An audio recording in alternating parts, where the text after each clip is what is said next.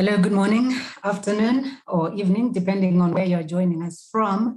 We are coming to you as usual on Thursday mornings from the African Union in Addis Ababa in Ethiopia, and specifically from the Africa Centers for Disease Control and Prevention, bringing you another edition of our Thursday morning media briefings that are addressed by Dr. John Nkengasong, who is the director of the Africa CDC.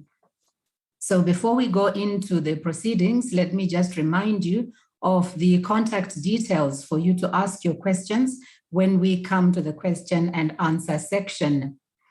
So you can utilize the WhatsApp number +251 94 2310.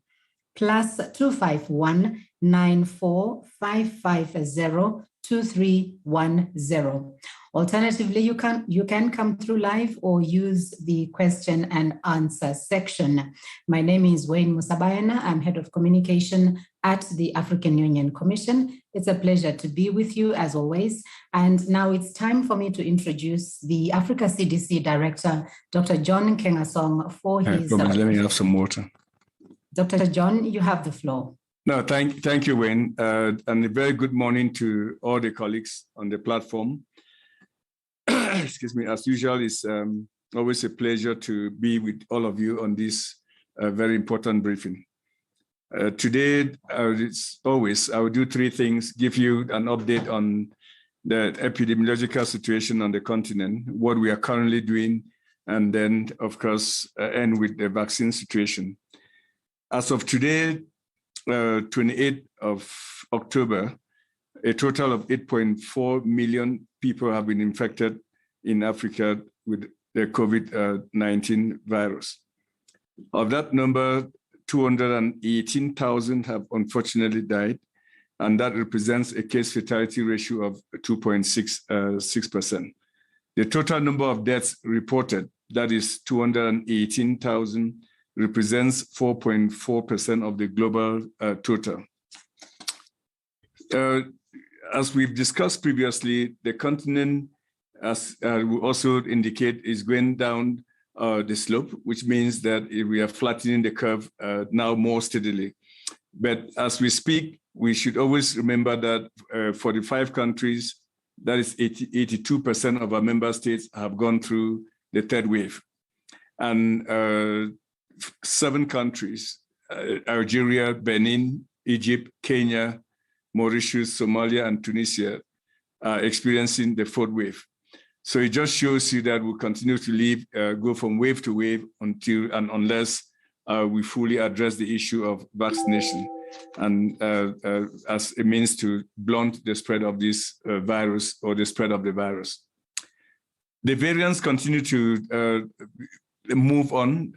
We have, as we speak, 45 countries have reported the Alpha variant, 40 countries are reporting the Beta variant, and 41 countries are currently reporting the Delta variant. No new member state has reported the Delta variant since the last time we spoke on this platform.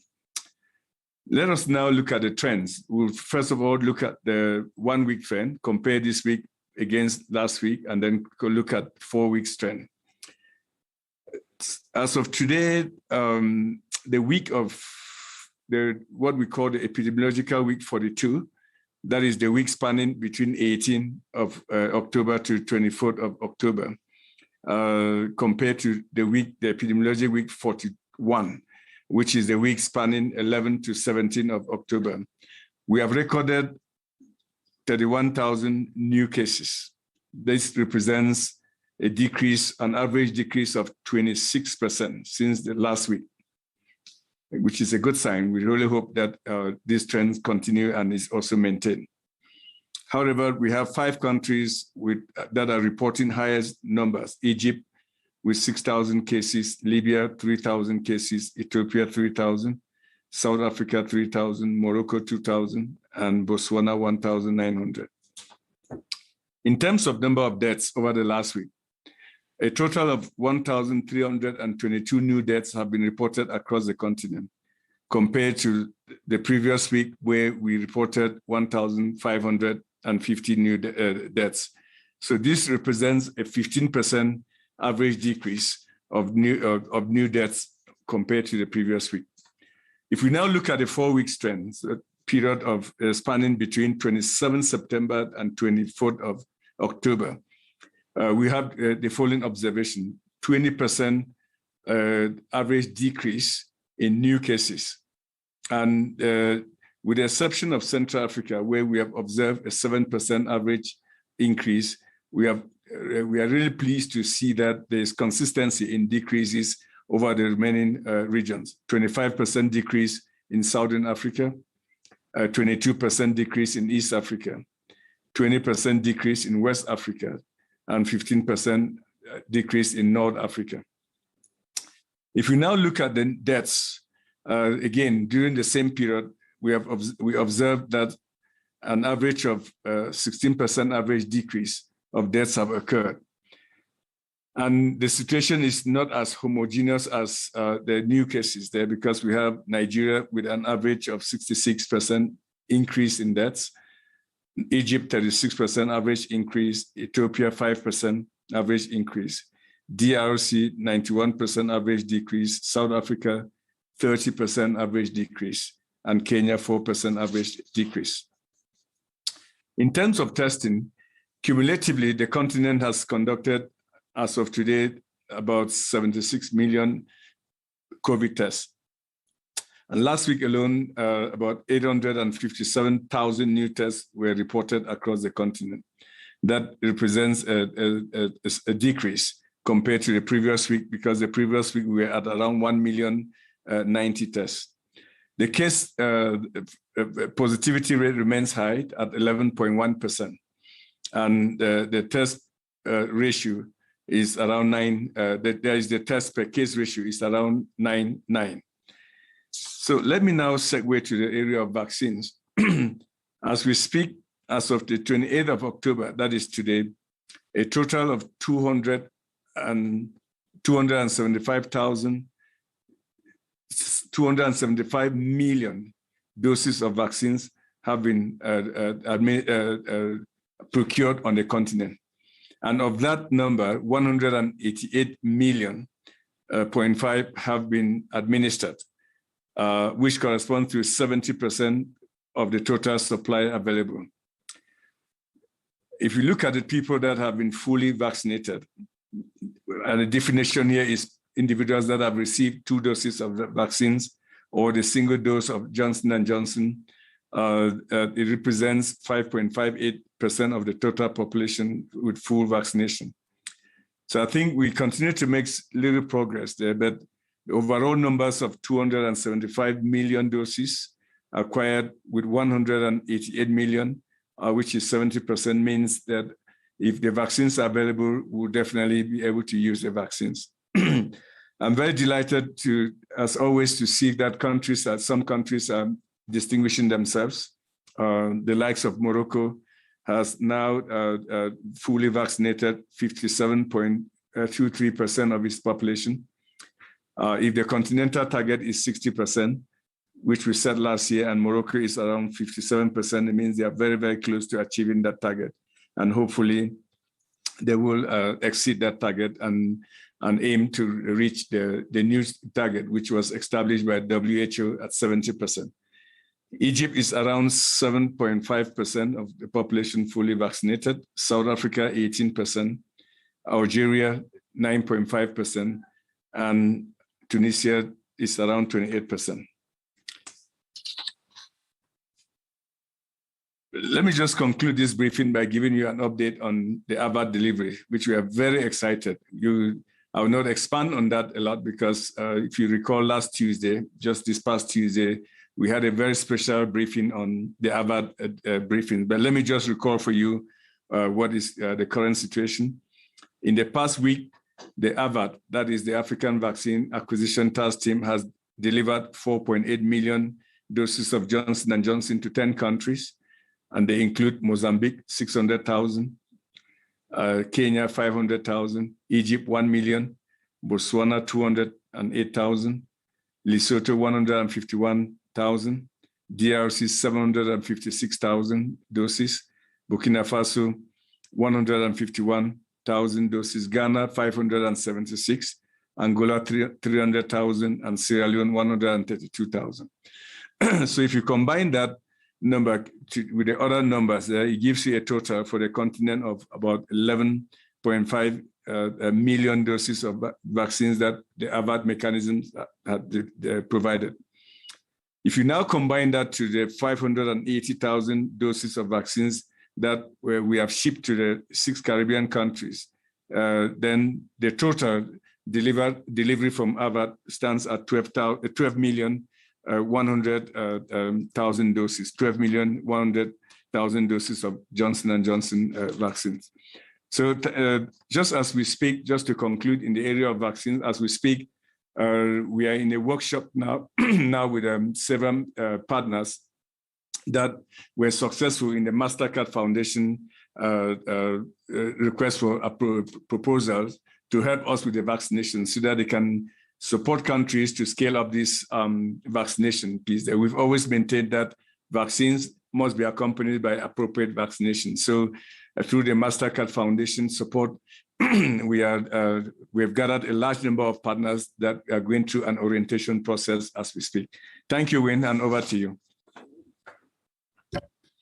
Thank you very much, John, for that briefing. So colleagues, we've come to the question and answer section. Before we get to that, let me just remind you, or rather inform you, that the briefing today will be 45 minutes long. So we will be finishing at 1:45 East African time instead of 1 o'clock. So those of you who have questions, please start putting them in now so that we can take them in before we get to 12:45 East African time. Thank you so much. Already we have 3 hands that have gone up. And the first one is that of Paul Adepoju, who I believe is reporting for Nature. Am I correct, Paul? But in any case, please go ahead with your question. Yes, thank you very much for this opportunity. So I have 2 questions for Dr. John. The first is a few days ago, I read that Africa crossed the 50,000 genome sequence milestone.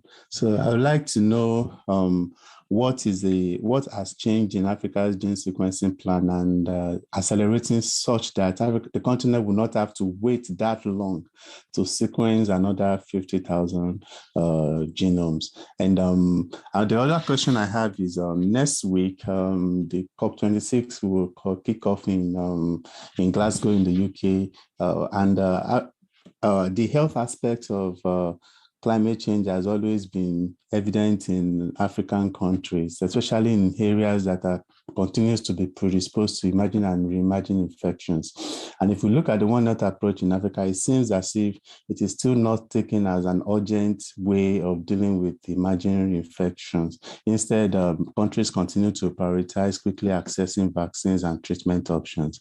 So why do you think Africa's voice has been still silent regarding its health sector's desires from COP26, and what do you think the priority for the continent should be, especially the health sector going into COP26? Thank you very much. So thank you so much, Paul, for those very 2 insightful questions there. First of all, the genomics. Well, as a continent, we have now made a lot of progress in the right direction. We are not yet there, but we are in the right direction. Just to put this in context, in January and February timeline, as a continent of 1.2 billion people, we had only generated 1,000 genomic sequences for this virus. We then set ourselves a target that through the Africa's CDC Pathogen Genomic Institute, and which is a network of laboratories across the continent, arranged in 3 levels. Level 1 being the specialized laboratories, some of those from Tulio's group in South Africa and Nigeria with Christian Happy. Then the regional ones like the Pasteur Institutes and other, the Nigeria CDCs and others, and then national level there. So through this network,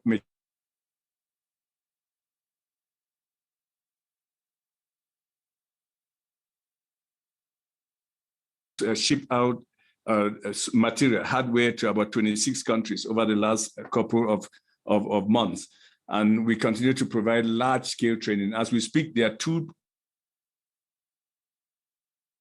by the Africa CDC. So I think that is why we have crossed that threshold. We actually thought that we were going to cross the 50,000 threshold by December. And when we set ourselves that target, believe me, we thought we were not very sure that we were going to be able to cross the 50,000 target. But here we are with that. So I think it has been a very successful collaboration. And again, as they say, there's always a silver lining in any crisis. Because of this, we are setting up many more laboratories across the continent that will be providing genomic sequencing in real time so that we know how these variants are moving across the continent. But the Africa CDC Pathogen Genomic Institute, which was indeed, indeed established prior to the COVID-19 pandemic, has served a very useful purpose here. Now, about the emerging infections, Paul, I think we have been very clear with this, that as a continent, we truly need a new public health order. And we said this before the pandemic, and we are very insistent on this. We have written severally on this. A new public health order that says we should be going into the COP discussions with at least 5 major areas. First of all is our own national public health institutions and regional bodies like the Africa CDC. Period. We believe strongly that there's a lot of power in regionalism, and a lot of evidence is there to show what, by coordinating within the African continent, we've been able to achieve. And if we coordinate that more effectively, then it fits into the overall global architecture. I think we should really take this at heart. So a new public health order calls for, first of all, the strengthening of national public health institutes like the Nigeria CDC, the Ethiopian Public Health Institute. Together, they work as a network with the Africa CDC to provide you with that architecture to fight diseases, emerging infectious diseases. Second is manufacturing regionally, both diagnostics, vaccines, and pharmaceutical. As you may know, or you may not, as a continent of 1.2 billion people, we do conduct about 100 million tests every year for HIV. But yet there is no company in Africa that produces one single rapid test for HIV. That has to change. That is what the continent needs to do. Thirdly, our workforce development. A public health workforce development is so important. And we hope that those are things that the continent will embrace and move forward. Fourthly is our own domestic financing for health. We have to go back to the Abuja Declaration and honor those declarations and say, look, we committed ourselves at the highest level that will engage or allocate about 15% of our own domestic financing to health priorities there. Would that solve all the problems? No, but at least it provides you with a foundation on which to leverage other donor funding there. And lastly, what we are calling respectful partnership. Partnerships that will align with the vision of the Africa CDC as the continental body for a political organization, which is the African Union. Partnership that would look at our Agenda 2063 and respect that and echo that in global platforms. Only Africans and Africans alone can echo their own positions in the global platform. I don't expect that somebody else will champion our own position in those the COP discussions there. So as a collective, if we go in there and we argue for these things that are just outlined, then we are preparing the continent for effectively to fight pandemics more effectively, which, as all of us have said, it is a question of time before the next pandemic hit. And there's nothing that says that we must fight this pandemic and get it over before the next pandemic hits us. All right, thank you very much, John. Talking about pandemics, Judith Akolo, who is with the Kenya Broadcasting Corporation, has this question. She says, is what is most feared now happening? And by that, she's referring to the point or the possible fact that COVID-19 is now endemic in Africa. Then she asks, if that is the case, does Africa have the capacity to deal with the disease if it has become endemic? I think we have to live with the fact that it will take us much longer to control COVID on the continent than we previously thought because of the very limited rates of vaccination that we are experiencing. You just had me share the number with you. A continent of 1.2 billion has successfully only administered 5 vaccines to about 5.5% of its population. So I think that is not boding well for controlling and eliminating the virus. I think we are getting at the age where elimination or effective control of the virus will become more challenging because of the slow pace at which vaccinations are occurring in Africa. If you recall, Judith, I did warn this even several months ago. We warned against this attitude. We once warned against this behavior, and here we are with this. So if you look at the epidemiology curve, we are now coming down slowly, steadily, but in the next 2 months or so, I would not be surprised that we are back up, okay? Because that is what we are seeing. We are seeing that each time we go up,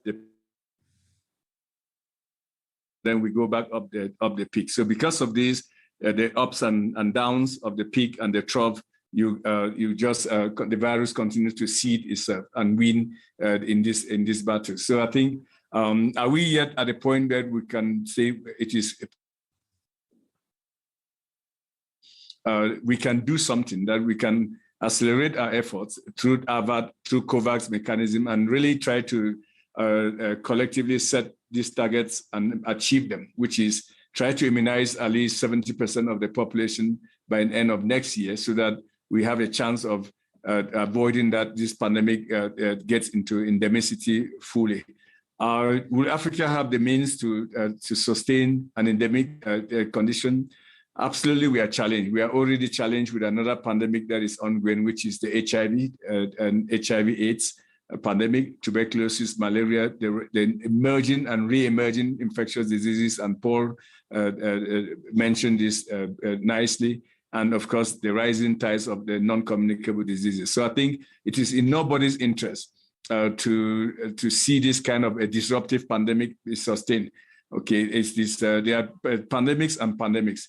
The HIV is a silent pandemic. It is not as disruptive as the COVID-19. COVID-19 is extremely disruptive, has serious economic implications, has serious security implications, and have serious health implications. So that's why from the onset, we have been very, very loud and clear about the danger and the risk for the continent for not getting appropriate access to vaccines so that we can vaccinate quickly and come out of this quickly.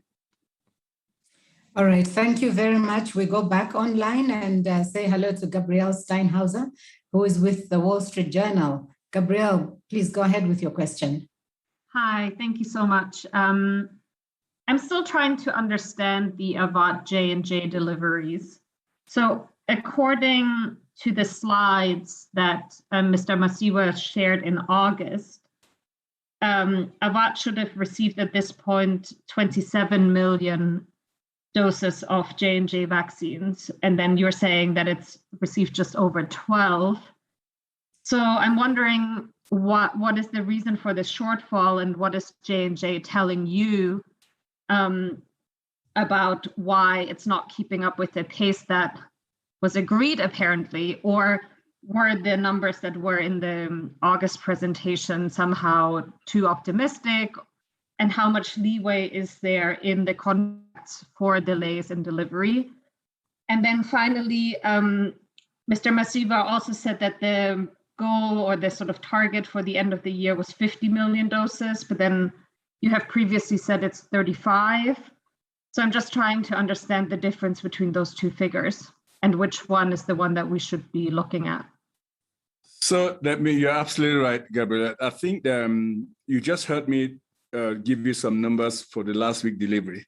So I think let's wait and see what Mr. Masiwa deals directly with the chief negotiator with this, the Johnson & Johnson. But the numbers, as you say, keep changing based on the availability of the vaccines there. So let's see what will happen next week. I think this week, as I just indicated, last week, I beg your pardon, 4.8 million doses of vaccines were shipped to these countries. to 10 countries. Shipment continues as we speak. So let's see what by the end of November, what will be. I think the optimistic view, at least which we are informed, but for Africa CDC is informed, is that by the end of November, we are expecting to have the 35 million doses of vaccines. Much more could happen where the pipeline continues to be exciting, which means that more vaccines are available. Then they will all get to that 50,000 number. But what we know, what we have been provided with a source of information, is that by the end of November, we're aiming at that 35 million doses of vaccines cumulatively that will be delivered. So let's see what the next couple of weeks will look like. Some of these vaccine delivery challenges are not at the level of us. It's the level of the supplier, the Johnson & Johnson, in terms of the manufacturing capacity. Remember that all of these vaccines are coming from South Africa, the Aspen group in South Africa. I think that is, you might actually be seeing us take a more conservative approach, and Mr. Masiwa takes a more aggressive approach in terms of the 50,000 numbers. If they get there, we'll only be happy that, more vaccines are available. All right, thank you. Hello, Sarah. Sarah Jerving from DevEx. Please go ahead with your question. Thank you very much. I'm wondering if you can please discuss access to syringes and how that is impacting the vaccine rollouts. And then can you also tell us how much each Moderna dose is costing the AU, and did Africa Exim Bank put up that upfront financing? And then finally, do you have any updates on the timeline to your nomination to PEPFAR? Thank you. No, so the Moderna pricing, I don't recall. I think I have been explained that by Mr. Masiwa, but I don't have it offhand. I'm reluctant to quote a number that would not be exact. But if you want that, Sarah, after this call, I can check again with Mr. Masiwa's office and get back to you with the exact number of what that vaccine will look like, the cost of that vaccine will look like. As you heard on Tuesday, the MasterCard Foundation has opted to support the acquisition of those extra doses of vaccines. There is some part of that. We are very excited with that. We have to look for additional financing from, I believe, underwriting from Afri-Exim Bank to make sure that you get the right amount of money. Remember, these are not donations from the US government. It was shifting order of delivery so that we can access that for the market for the Moderna vaccines. So I don't know what the first question was. If you don't mind repeating that, Sarah. Sure. The other question was, can you discuss access to syringes and how that is impacting vaccines? Oh yeah, no, access to syringes, anything that you don't manufacture on the continent is always a challenge to get. And that is why we, from the MasterCard Foundation partnership, are factoring in that. We will be allocating a large sum of money through either UNICEF or the World Food Program to acquire those, what we call them, vaccination accessories to support the vaccination. So it is expected that countries are going through those challenges, and because of the speed and scale at which those syringes are needed. So, but I don't recall that, and not recalling doesn't mean it doesn't exist. Countries that have stopped vaccinating completely because of lack of syringes on that. The last question on the timing of nomination, I don't know. I keep working with the U.S. government and the State Department and Senate until the time that it will go to the floor for discussion. So I don't know, but progress is being made every week and every day. Thank you very much, John. We have a question from Kara Anna, who is with Associated Press. Kara says, is there any request that the Africa CDC has for global leaders ahead of the COP26 climate meeting? The request is what Paul said before, that climate change will affect, everybody knows that climate change is going to affect African countries even more than countries that actually generate a lot of the issues that are affecting climate, that is global warming issues. And that, of course, is tied to disease outcomes. And our call is always that global cooperation and solidarity is important, and that disease threats must be discussed, must be central to the climate change discussion that will take place in the coming days. So I think, which is what I said earlier, let's make sure that as much as we support global approaches, that regional instruments are strengthened, because it is through these regional instruments that you work closely with the population that are in the regions, and that will feed into the global architecture. So my message to the COP is disease threats is truly a challenge in Africa, and part of that is linked directly to climate change. Thank you, colleagues. As I said, our briefing today is 45 minutes long. So if you have a question that you want to put through, please do utilize that WhatsApp number, and it is +251 94 550 2310. Alternatively, you can come through live or post your question on the question and answer section. Let's move on now and say hello to Elizabeth Merab. And Elizabeth is with the Nation Africa in Nairobi in Kenya. Hello, Elizabeth, please go ahead. Hi, Winnie, thank you for the opportunity. I hope I'm clear enough. I have two questions. The first one is on the Moderna announcement for the fill and finish manufacturing plant that they intend to set up in Africa. Is there an update on that? And secondly, yesterday, Merck Pharmaceutical announced a royalty-free license for the molnupiravir drug. Could we get a reaction from the director on this? And then finally, is a question on the AY.4.2 variant. Has it been detected anywhere in Africa, and does it worry you as Africa CDC? Thank you. So thank you, Elizabeth. The variant issue is worrying at any rate. I think we remember that variant is a lineage of the Delta variant.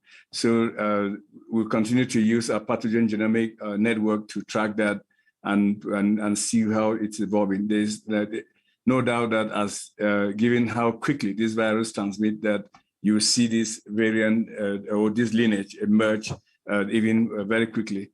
And we've said this all the time, that the more we delay in scaling up our vaccines, many more variants will emerge. And we are seeing this clearly, that it's standard biology. The viruses have to survive. The way they survive is to escape. And then, of course, some of them will survive and some will continue to become fitter. With the Merck announcement for the new drug, it is welcome news. I mean, we greet that news, and that is what it should look like in a pandemic. That is, for me, a symbol of true solidarity and cooperation in times of pandemic. I think we are very pleased to hear that Merck has taken that move, is taking that position. With Moderna manufacturing, you heard from the news in Kigali just this past week. Very good news that they will start. The agreements were signed actually, and production will start mid next year in, I think, Senegal and Rwanda.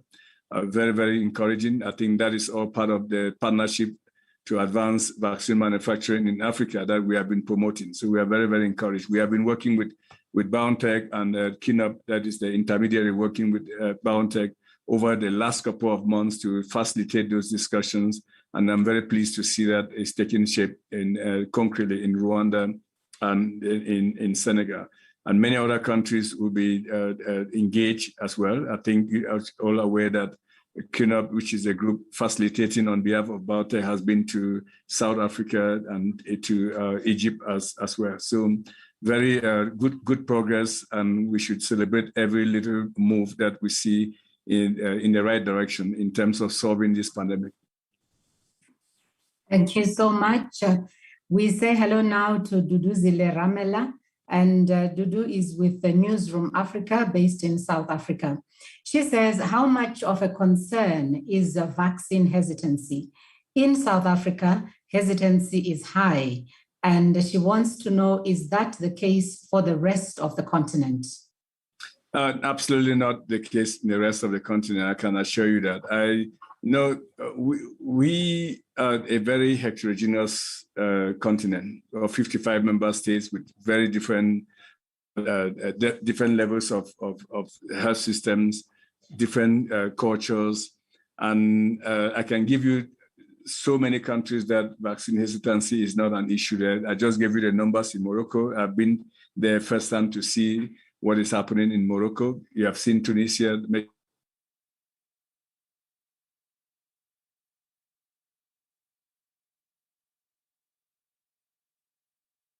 So many countries are really moving on.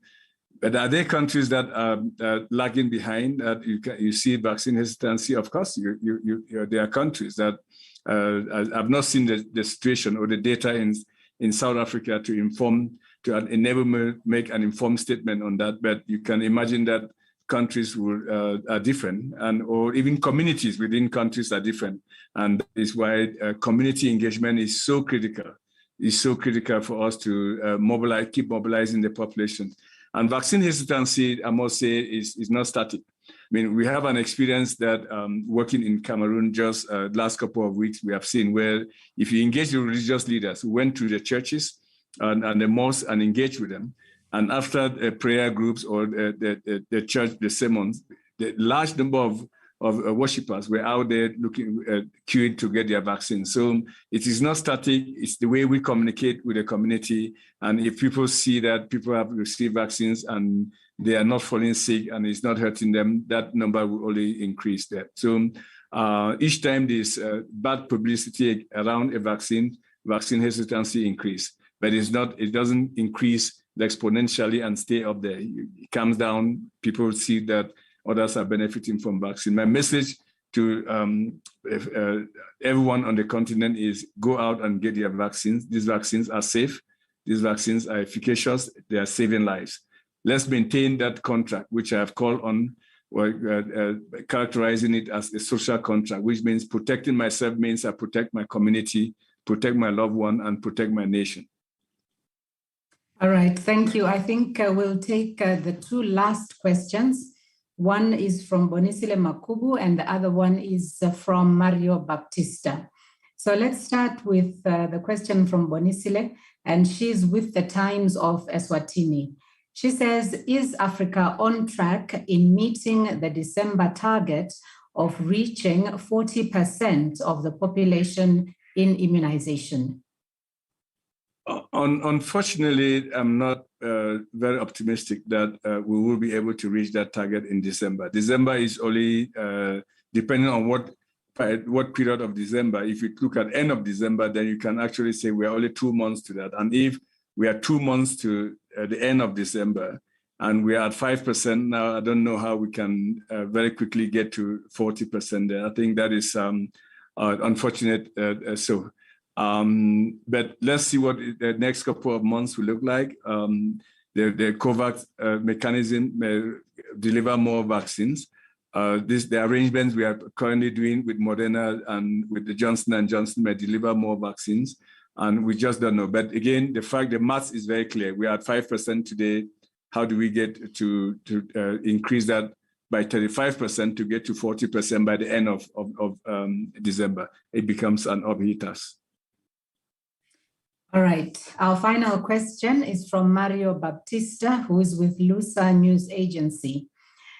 Could you explain how Cabo Verde managed to have almost 80% of their population vaccinated, and what lessons could be drawn from this for other African countries? I think, let me start with the lessons piece there. We are all a learning institution. I mean, and any country that has made progress, we are curious to learn from what they have done. And there are countries like, I didn't put all countries there in that list. Maybe in the next briefing, we should put the numbers of countries that are making that kind of program, like Mauritius, Seychelles, Cape Verde.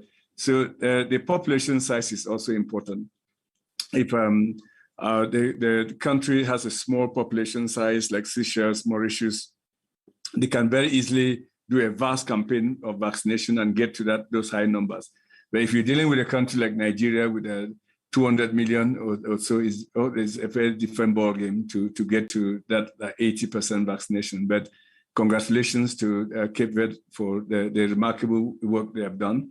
And we should be able to share lessons from them and learn from what they have done to get to at least more than 80% of the population vaccinated. Thank you very much, John. We have a late question, but you've already answered it. But I have to acknowledge that we have received a question about reaching the 40% target in December and what can be done to make sure that we have citizens getting vaccinated within that time frame. But you have already addressed that issue. But thank you very much, Halima Atumani, for coming in from the VOA in Uganda. Thank you so much. So Dr. John, now it's time for you to give us your main wrap-up points for today. So I think let me perhaps just use the comments from our friend from Uganda to conclude, which is it is everybody's responsibility to make sure that we get these vaccines into the arms. So that when the vaccines arrive, as you can see, they are arriving now almost in a predictable fashion, they should get into the arms of a population. And that requires everybody's effort, okay, to mobilize the community. I think we need to build trust with the community, and we need to make sure that every voice matters in the community, which is you as the media, we the public health experts, and the politicians. We all have to play our role so that the population gets vaccinated.